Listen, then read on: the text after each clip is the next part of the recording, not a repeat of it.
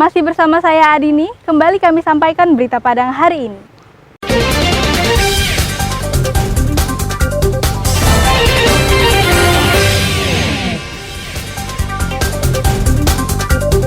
Pemerintah akan uji coba pelaksanaan pembelian BBM melalui aplikasi. Warga pun menanggapinya beragam.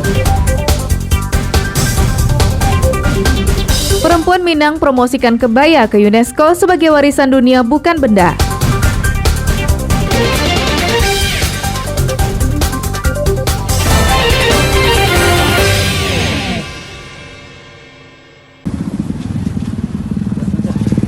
Mendapat informasi keberadaan tersangka yang menjadi target operasi, tim Opsnal Satres Narkoba Polres Payakumbuh, Sumatera Barat, langsung bergerak cepat menuju sasaran di daerah Koto Panjang, Kecamatan Lampasi, Kota Payakumbuh, Selasa siang.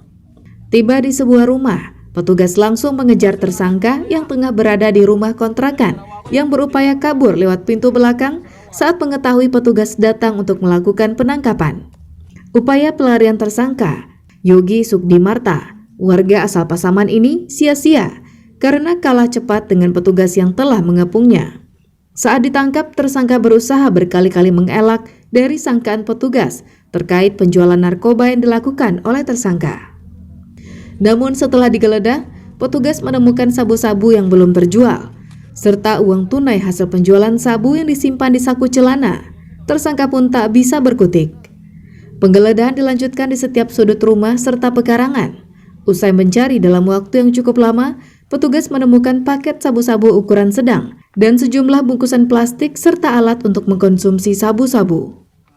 Pemeriksaan sementara yang dilakukan petugas, diketahui jika tersangka memperoleh sabu-sabu dari daerah Bukit Tinggi yang dipesannya dari seorang bandar yang tengah menjalani hukuman di Lembaga Pemasyarakatan Bukit Tinggi. Setelah kami lakukan interogasi terhadap tersangka, interogasi awal bahwasannya barang bukti narkotika jenis sabu ini didapat oleh tersangka dipesan melalui salah seorang yang sudah menjadi narapidana di LP di Bukit Tinggi. Kemudian cara transaksinya unik, barang tersebut hanya diletakkan di depan hotel ya, sebuah hotel di Bukit Tinggi, makanya setelah diletakkan diambil oleh tersangka. Jadi dia tidak bertemu dengan orang yang meletakkan barang tersebut. Dari penangkapan ini, selain menahan tersangka, sejumlah barang bukti berupa 3 paket sabu-sabu ukuran sedang, alat hisap, plastik kecil pembungkus sabu-sabu, serta uang tunai Rp250.000 hasil penjualan 1 paket sabu, disita polisi untuk dijadikan barang bukti. Sri Louis melaporkan dari Payakumbuh.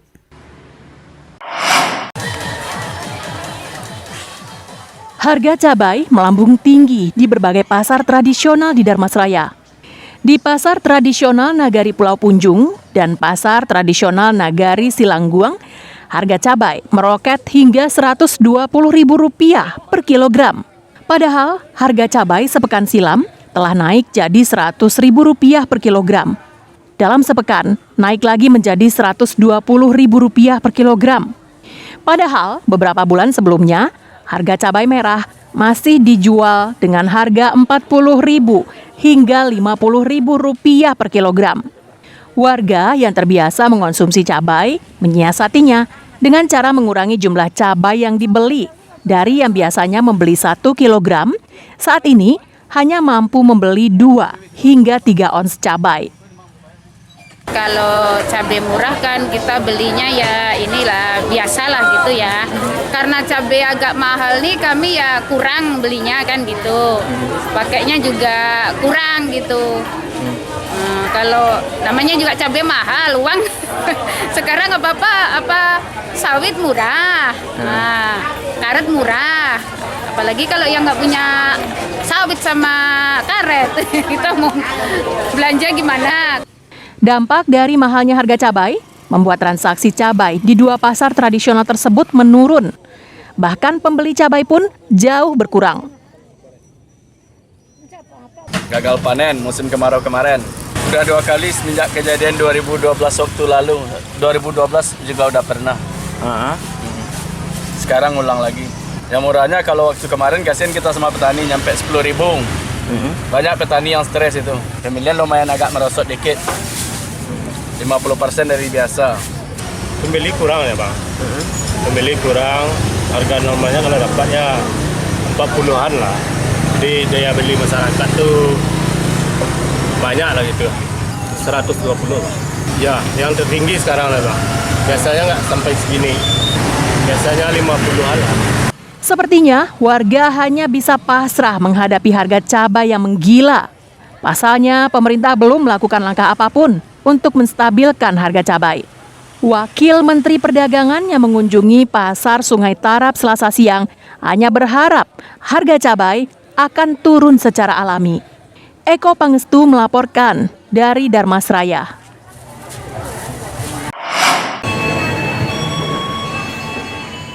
Banyak cara dilakukan orang untuk mempromosikan suatu produk. Tidak terkecuali yang dilakukan ibu-ibu yang tergabung dalam Perempuan Berkebaya Indonesia Sumatera Barat ini. Mereka mempromosikan kebaya dengan menaiki kereta api dari Stasiun Anak Ayah menuju Stasiun Bandara Internasional Minangkabau Selasa pagi. Promosi ini bukan main-main. Mereka ingin menjadikan kebaya sebagai warisan dunia bukan benda yang tercatat di Badan Dunia UNESCO. Kegiatan yang dilakukan oleh Organisasi Perempuan Berkebaya Sumatera Barat ini bekerja sama dengan Balai Teknik Perkeretaapian Wilayah Sumatera Bagian Barat. Selain di Sumatera Barat, promosi kebaya juga dilakukan oleh organisasi perempuan berkebaya lainnya di seluruh Indonesia. Harapannya, UNESCO sebagai bagian dari Persatuan Bangsa-Bangsa akan menetapkan kebaya sebagai warisan dunia tak benda asal Indonesia. Untuk mengadakan acara dukungan kepada pendaftaran kebaya ke UNESCO.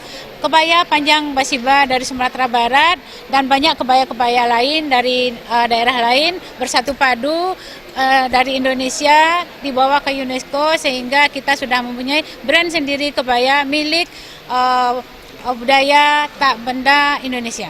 Menariknya, promosi berkebaya ini juga diikuti oleh para generasi milenial yang tergabung dalam organisasi modeling. Mereka ikut merasa bangga terlibat dalam promosi kebaya ke UNESCO. Kebaya di Indonesia, khususnya di Sumatera Barat, bisa dikenal lagi di mata dunia dan tentunya tercatat di UNESCO. Karena seperti yang kita ketahui, UNESCO merupakan salah satu organisasi dunia yang bergerak di bidang pendidikan, kebudayaan, Perserikatan Bangsa-Bangsa yang telah didirikan sejak lama dan juga didirikan oleh negara-negara yang lainnya pada tahun 1945. Nantinya paket promosi kebaya ini akan dikirimkan ke Direktorat Perkeretaapian Kementerian Perhubungan Republik Indonesia sebagai bentuk partisipasi perempuan Minangkabau dalam mempromosikan kebaya untuk diteruskan ke instansi yang terkait. Laude Johardia Anse melaporkan dari Padang. Pemirsa, demikianlah perjumpaan kita dalam Berita Padang hari ini. Saya Adini dan tim redaksi yang bertugas pamit undur diri. Selamat beraktivitas dan sampai jumpa.